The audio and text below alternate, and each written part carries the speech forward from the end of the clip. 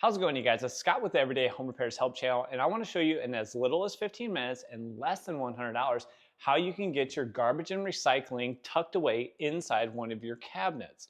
Now, this is going to save you space in your kitchen and just give you an overall cleaner look, and it's conveniently on a drawer slide so you can bring it in and out. And it's a super easy installation, but I did have to make a couple modifications to get it to work with my cabinets. So let's jump into it. So I got this from Rev-A-Shelf on Amazon, and the nice thing about this company is they've spent a lot of time with their design where you do not have to assemble much once you get in. It's not an IKEA project you're going to spend hours assembling.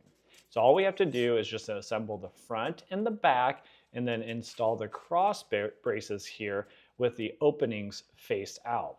Now, once you have those cross braces in place, all you got to do is put on that front handle, and now we're ready to get it actually installed into our cabinets. Now we'll go ahead and fit that in your cabinet, and the opening needs on the specific model to be 14.5 inches or wider. And the one thing that I have to modify is you can see my front face at the bottom is a little bit larger than normal. So I need to shim that up with some washers at each of the 4 mounting locations.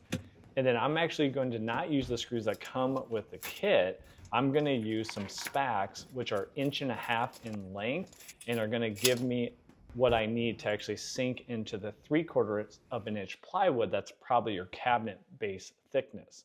So I'll go ahead and sink one of these screws in, securing the front corner, and then I'll measure again back and forth, making sure everything is installed where I want it before sinking the second one.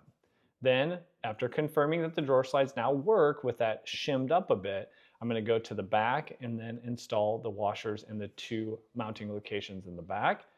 And then I'll go ahead and sink those 2 screws in to get my final secured mounting for the drawer slides. And then just do a final check. Everything looks good.